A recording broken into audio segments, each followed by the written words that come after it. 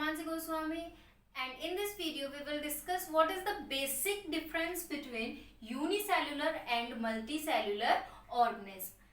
जैसे कि हम सब जानते हैं कि जितने भी लिविंग ऑर्गेनिज्म होते हैं वो सभी सेल से बने हुए होते हैं. That's why cell is known as the fundamental and structural unit of life. तो ऑर्गेनिज्म को सेलुलर ऑर्गेनाइजेशन के बेस पे दो पार्ट में डिवाइड किया है, यूनिसेलुलर और मल्टी सेलुलर ऑर्गेनिज्म. सबसे पहले हम बात करते हैं ये दोनों होते क्या है, यानी कि इनकी डेफिनेशन. तो पहला पॉइंट इनको डिफाइन करता है कि यूनिसेलुलर जो होते हैं it is made up of single और वन सेल, यानी कि जो यूनिसेलुलर ऑर्गेनिज्म होते हैं वो सिर्फ सिंगल सेल यानी कि एक सेल के बने हुए होते हैं. On the other hand multicellular organism जो होते हैं वो मल्टी सेल के बने हुए होते हैं, यानी कि multi number of cells present होती हैं. अब हमें ये भी पता है कि जितने भी लिविंग ऑर्गेनिज्म होते हैं उनमें कुछ मेटाबॉलिक एक्टिविटीज होती हैं, like respiration, reproduction, excretion and so on. तो ये सभी जो एक्टिविटीज होती हैं ये सेल के अंदर ही होंगी. अब क्योंकि लिविंग सेल यूनिसेलुलर ऑर्गेनिज्म जो होते हैं वो सिर्फ एक सेल के बने हुए होते हैं, तो जितनी भी एक्टिविटीज होंगी ये सारी एक ही सेल के अंदर होती हैं. तो सेकंड पॉइंट ये ही बताता है कि all activities performed by single cell. On the other hand multicellular organism जो होते हैं उनके अंदर स्पेसिफिक टाइप्स ऑफ सेल्स होती हैं. हर एक्टिविटीज को परफॉर्म करने के लिए सेल्स मिलके टिश्यूज बनाती हैं, टिश्यूज मिलके सिस्टम बनाते हैं. वो स्पेसिफिक सिस्टम अपना एक इम्पोर्टेंट रोल प्ले करते हैं. लाइक रेस्पिरेटरी सिस्टम सिर्फ रेस्पिरेशन करेगा और रिप्रोडक्टिव सिस्टम सिर्फ रिप्रोडक्शन करेगा. तो मल्टी सेलुलर में क्योंकि कॉम्प्लेक्सिटी बढ़ जाती है तो इसीलिए a single cell perform one और फ्यू एक्टिविटीज, यानी कि जो सिंगल सेल होगा वो सिर्फ या तो एक एक्टिविटी परफॉर्म करेगा या फिर मोर देन वन और टू. अब हम बात करते हैं third point, division of labour. Division of labour होता क्या है?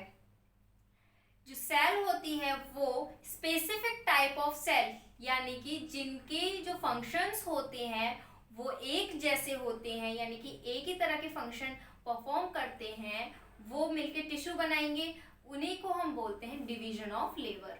जैसे कि एक एग्जांपल से समझते हैं कि जो हार्ट की सेल होंगी वो सिर्फ हार्ट के जो फंक्शन होगा यानी कि ब्लड को पंप करना वो ही परफॉर्म करेगा. जो किडनी की सेल होगी वो किडनी की जो फंक्शन होगी उसको ही परफॉर्म करेगा. तो इसी को हम बोलते हैं डिवीजन ऑफ लेबर. अब क्योंकि यूनिसेलुलर जो होता है वो सिर्फ एक ही सेल का बना हुआ होता है तो इसमें कोई डिवीजन ऑफ लेबर नहीं होता. ये हम बात करें मल्टी सेलुलर ऑर्गेनिज्म में, तो मल्टी सेलुलर ऑर्गेनिज्म में डिवीजन ऑफ लेबर होता है. इसीलिए इसको बोला गया है cells are specialised to perform several function of the body. अब हम बात करते हैं रिप्रोडक्शन. रिप्रोडक्शन क्या होता है?